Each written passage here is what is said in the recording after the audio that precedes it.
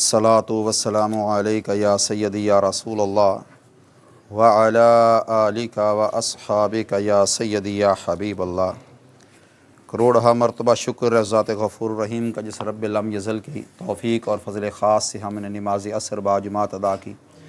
अल्लाह रब्बुल इज़्ज़त हमें नमाज पंजगाना का बाजुमात और तकबीर उला के साथ इहतमाम करने की तौफ़ीक अता फ़रमाए। आज अल्हम्दुलिल्लाह 10 रमज़ानुल मुबारक है। रमज़ानुल मुबारक का पहला अशरा जो रहमत का अशरा है बफ़ज़्लिही ताला मुकम्मल हो रहा है। अल्लाह ताला अपनी रहमत और फ़ज़ल ख़ास के तफ़ैल इस बाबरकत अशरे में हमसे होने वाली गलतियाँ कोताहियाँ मुआफ़ फ़रमाए और रमज़ानुल मुबारक का कमा हक़्क़ुहु अदब और इसका एहतराम करने की तौफ़ीक अता फ़रमाए। आज 10 रमज़ानुल मुबारक के हवाले से आका अलैहिस्सलाम की ज़ौजा मुहतरमा बीबी खदीजतुल कुबरा रदियल्लाहु ताला अन्हा के हवाले से कुछ गुज़ारिशात आपके गोश गुज़ार करूँगा कि आका अलैहिस्सलाम के घर, उनके ख़ानदान, आका अलैहिस्सलाम के आइज़ा अक़रबा, उनके करीबी रिश्तेदार, साहिबज़ादियाँ कितनी थीं, साहिबज़ादे कितने थे, आका अलैहिस्सलाम की बीवियाँ कितनी थीं, आका अलैहिस्सलाम के चचा कितने थे। जो करीबी आइज़ा अक़रबा हैं ना आका अलैहिस्सलाम के, इनके मुताल्लिक़ मालूमात रखना भी आका अलैहिस्सलाम के साथ मोहब्बत का हिस्सा है। हम चूँकि अपने नबी करीम सल्लल्लाहु अलैहि वसल्लम का कलमा पढ़ते हैं, आका अलैहिस्सलाम की ज़ात बरक़ात का हम कलमा पढ़ते हैं, तो हमें चाहिए कि जिस नबी का हम कलमा पढ़ते हैं उनके मुताल्लिक़ हमें उनके ख़ानदान के मुताल्लिक़ पूरी मालूमात होनी चाहिए कि अल्लाह रब्बुल इज़्ज़त ने उन्हें कितने अजीम ख़ानदान में पैदा फ़रमाया। बनु हाशम, कुरैश, पूरा कबीला और ख़ानदान, आका अलैहिस्सलाम की औलाद मुबारक, अज़वाज मुबारक, पूरी तफसीलात हर मुसलमान के इल्म में होनी चाहिए। और अब चूँकि 10 रमज़ानुल मुबारक आका अलैहिस्सलाम की ज़ौजा मुहतरमा बीबी खदीजतुल कुबरा रदियल्लाहु ताला अन्हा का यौम विसाल है, आज के दिन उनका विसाल है, तो इस हवाले से उनकी आका अलैहिस्सलाम की उनके साथ मोहब्बत, जो आका अलैहिस्सलाम का उन्हें क़ुर्ब हासिल रहा। आका अलैहिस्सलाम की शादी जो है निकाह 25 बरस की उम्र में हुआ और 40 बरस की उम्र में आका अलैहिस्सलाम ने ऐलान नबूवत फरमाया। इतना अरसा वो आका अलैहिस्सलाम की ज़ौजा मुहतरमा रही हैं और आका अलैहिस्सलाम ने उनकी बड़ी फ़जीलत बयान फरमाई। बीबी खदीजतुल कुबरा रदियल्लाहु ताला अन्हा, आका अलैहिस्सलाम ने इरशाद फरमाया कि वो पहली औरत थीं, वो मुतलकन फरमाया पहली खातून थी। आका अलैहिस्सलाम ने इरशाद फरमाया कि जिन्होंने मेरी नबूवत की तस्दीक की थी। जब आका अलैहिस्सलाम ने ऐलान नबूवत फरमाया था तो इन्होंने ही आका अलैहिस्सलाम को हौसला दिया था और आका अलैहिस्सलाम ने इन्हीं के साथ वो पूरा वाक़या शेयर किया था हज़रत जिब्राइल अलैहिस्सलाम की आमद का। तो आपने इन्हें फरमाया था कि आप घबराएं ना, परेशान ना हो, इसलिए कि आप सादिक भी हैं, आप अमीन भी हैं और अल्लाह ताला आपको ज़ाया नहीं फरमाएगा। इन्होंने बड़ा हौसला दिया था और फरमाया कि उनमें मुतलकन सबसे अव्वल जो हैं हज़रत खुदैजा रदियल्लाहु ताला अन्हा की ज़ात बबरकात हैं। और आका अलैहिस्सलाम ने इनके साथ जो निकाह फरमाया था ना, उसकी निकाह की रग़बत का सबब भी यही था कि आका अलैहिस्सलाम ने जब ऐलान नबूवत फरमाया और बीबी खुदैजा का जो ग़ुलाम था ना मैसरा, वो उनका माल लेकर तिजारत किया करता था, मुख्तलिफ़ इलाक़ों में जाया करता था। और बीबी खुदैजतुल कुबरा जो थी वो आपको पता है कि मालदार औरत थी, उन्हें एक ईमानदार बंदा भी चाहिए था जो उनके कारोबार को संभाल भी सके, तिजारत भी कर सके और उसमें नफ़ा इनको भी दे और ख़ुद भी नफ़ा ले। तो आका अलैहिस्सलाम के जो थे ना वाक़यात और ईमानदारी और सादिक और अमीन होना, वो समात फरमाती रहती थी। और फिर वो जो बहीरा रहब वाला वाक़या हुआ था, आका अलैहिस्सलाम तिजारत के लिए मुल्क शाम की तरफ गए थे, वो भी इनके इल्म में था। तो जब निकाह का मामला आया اور پیغامات بھیجے گئے ایک دوسرے کی طرف نکاح کے لیے، تو آقا علیہ السلام نے بھی ان کے ساتھ رضامندی کا اظہار فرما دیا، اور آقا علیہ السلام کا نکاح بھی ان کے ساتھ ہو گیا۔ اور پھر آقا علیہ السلام کی جو تمام اولاد تھی وہ حضرت خدیجہ سے ہی ہوئی تھی۔ آقا علیہ السلام کی 4 صاحبزادیاں، بی بی زینب، ام کلثوم، رقیہ اور بی بی فاطمہ الزہرا رضوان اللہ علیہم اجمعین، یہ ساری انہی کے بطن میں سے تھی۔ اور حضرت قاسم اور حضرت عبداللہ جو آقا علیہ السلام کے صاحبزادے تھے وہ بھی انہی کے بطن میں سے تھے۔ اور ایک صاحبزادے آقا علیہ السلام کے جن کا نام حضرت ابراہیم تھا وہ بی بی ماریہ قبطیہ سے تھے، یہ آقا علیہ السلام کی اولاد مبارک تھی۔ تو حضرت اپنا امام ابن اسحاق فرماتے ہیں کہ حضرت خدیجہ وہ پہلی خاتون تھیں جو اللہ پر اور اس کے رسول پر ایمان لائیں اور آپ کی وحی کی تصدیق بھی کی، اور ان کی وجہ سے اللہ تعالیٰ نے آپ پر معاملات آسان فرما دیے تھے۔ بعض اوقات معاملات بندے کا ایسا ہو جاتا ہے کہ بندہ جب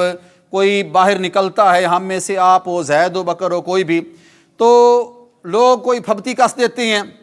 کوئی ناخوشگوار واقعہ رونما ہو جاتا ہے، کوئی لوگ گالم گلوچ کر دیتے ہیں، ٹھیک ہے نا، کوئی اعتراض کر دیتے ہیں، اور کئی بار ایسا ہوتا ہے کہ گفتگو ایسی ہو جاتی ہے بندہ ڈسہرٹ ہو جاتا ہے۔ تو جب بندہ ڈسہرٹ ہو کے واپس آئے نا تو دل کرتا ہے کہ وہ اپنے جو اندر کے جو احساسات ہیں نا وہ کسی کے ساتھ شیئر کیا کرے۔ ہم میں سے ہر بندے کے ذہن میں یہ بات ہوتی ہے۔ تو جب آقا علیہ السلام لوگوں کو توحید کی طرف بلاتے، اللہ ایک کی طرف بلاتے، انہیں برے کاموں سے روکتے، بتوں کی عبادت سے منع کرتے، تو وہ آقا علیہ السلام پر ظلم کرتے، تشدد کرتے، ڈسہرٹ کرتے آقا علیہ السلام کی ذات برکات کو۔ اور پھر جب بات اس معاملے پر پہنچ جاتی کہ آقا علیہ السلام جب ان کی کوئی بات سنتے جن کا جواب دینا ناگوار ہوتا تو وہ معاملہ آ کر حضرت خدیجہ کے ساتھ ہی شیئر کیا کرتے تھے۔ جیسے کوئی بندہ اپنی اندر کی بات شیئر کرتا ہے نا اور وہ اندر سے من ہولا ہو جاتا ہے کہ دکھ سکھ بیان کر کے، تو آقا علیہ السلام یہ معاملہ بی بی خدیجہ الکبریٰ کے ساتھ شیئر کرتے تھے، اور وہ آپ کو تسلی دیتی تھی اور وہ آپ کو مطمئن کیا کرتی تھیں۔ حضرت ابو ہریرہ رضی اللہ تعالیٰ عنہ بیان کرتے ہیں کہ رسول اللہ صلی اللہ علیہ وسلم نے ارشاد فرمایا، اب دیکھیں زوجہ محترمہ حضور علیہ السلام کی ہیں، معاملات شیئر حضور علیہ السلام ان کے ساتھ کرتے ہیں، دکھ سکھ کی ساتھی ہیں۔ اب اللہ تعالیٰ کو حضرت بی بی خدیجہ الکبریٰ رضی اللہ تعالیٰ عنہ کا یہ عمل کتنا محبوب ہے، کتنا پسند ہے۔ تو یہ پہلی بات تو یہ ذہن نشین کر لیں کہ بی بی خدیجہ الکبریٰ کے ساتھ حضور علیہ السلام کا نکاح بھی اللہ تعالیٰ کی چاہت تھی، ورنہ اللہ تعالیٰ کی چاہت کے بغیر تو آقا علیہ السلام کوئی قدم نہیں اٹھایا کرتے تھے۔ تو جب بی بی خدیجہ الکبریٰ رضی اللہ تعالیٰ عنہ کے ساتھ آقا علیہ السلام نے ارشاد فرمایا کہ میرے پاس جبرائیل نے آ کر کہا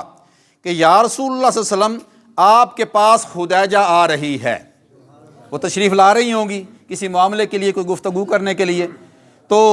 فرمایا کہ آپ کے پاس خدیجہ آ رہی ہیں، ان کے ساتھ طعام بھی ہے اور مشروب بھی ہے، کھانے پینے کی چیزیں ہوں گی، کوئی کھجور ہوگی، دودھ ہوگی، کھانا ہوگا، جو بھی اس وقت کے لحاظ سے میسر تھا، تو وہ کھانا لے کے آ رہی ہوں گی۔ تو جبرائیل علیہ السلام کہہ رہے ہیں آ کر کہ یا رسول اللہ صلی اللہ علیہ وسلم وہ آپ کے پاس تشریف لا رہی ہیں، ان کے ساتھ طعام بھی ہے اور مشروب بھی ہے، اور جب یہ آئیں تو آپ ان کو ان کے رب کی طرف سے سلام کہیں، ان کو ان کے رب کی طرف سے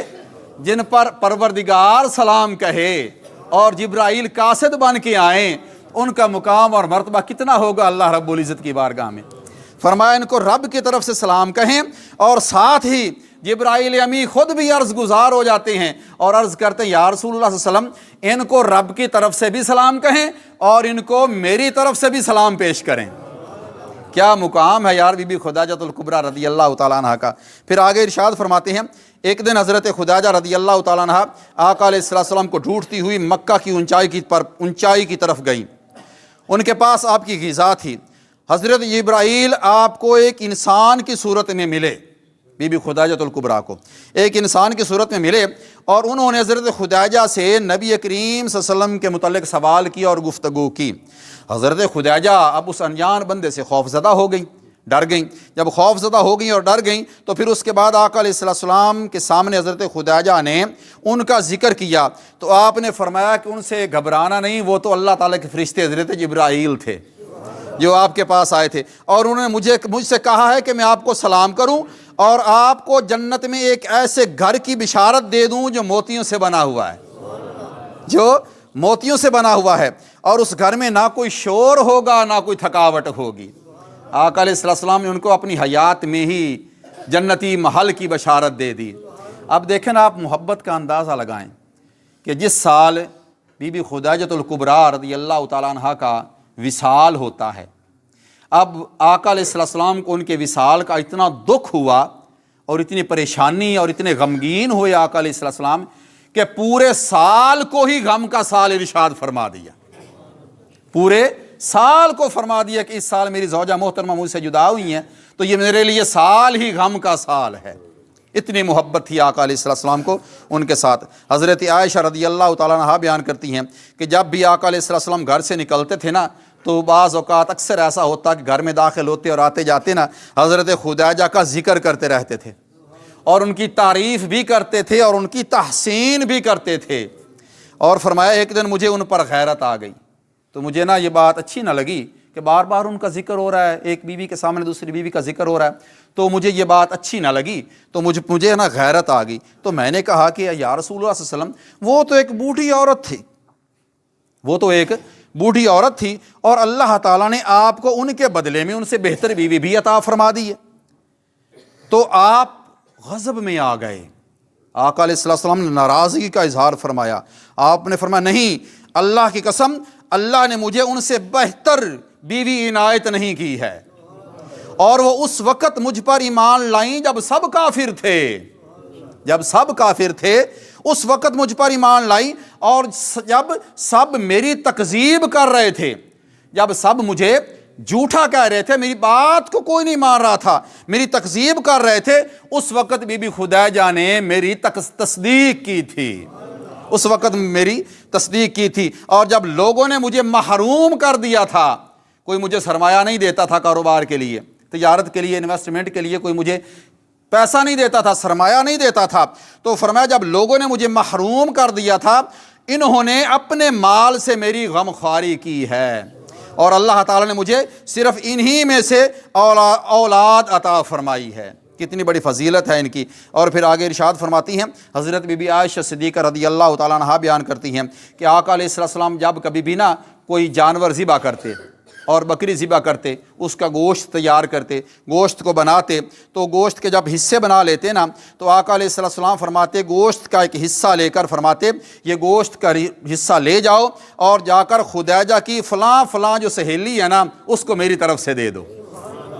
ان کی سہیلیوں کو میری طرف سے تحفہ دے دو۔ تو ایک روایت میں یہ بھی ہے کہ حضرت عائشہ نے جب آپ سے ان کی سہیلیوں کا ذکر کیا تھا نا تو آقا علیہ السلام نے ارشاد فرمایا کہ آج بھی میں ان کی سہیلیوں کا ادب بھی کرتا ہوں اور احترام بھی کرتا ہوں،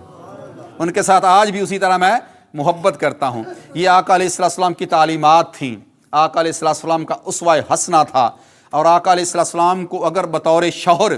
کسی نے دیکھنا ہو نا کہ شوہر کے حقوق کیا ہیں، شوہر کو اپنی بیوی کے ساتھ کیسے معاملات کرنے چاہیے، تو پھر آقا علیہ السلام کی حیات طیبہ کا مطالعہ کرے اور حضور علیہ السلام کی زندگی جو ہے نا بطور شوہر دیکھے کہ آقا علیہ السلام کس طرح اپنی بیویوں کے حقوق پورے فرماتے ہیں اور کس طرح ان میں عدل و انصاف قائم کرتے ہیں اور کس طرح ان کی زندگی میں ان کے حقوق پورے کیے آقا علیہ السلام کی ذات برکات نے۔ اللہ تعالی ہمیں آقا علیہ السلام کی ذات برکات سے اسوہ حسنہ سیکھنے کی توفیق عطا فرمائے اور سیکھ کر اللہ رب العزت ہمیں عمل کرنے کی توفیق عطا فرمائے۔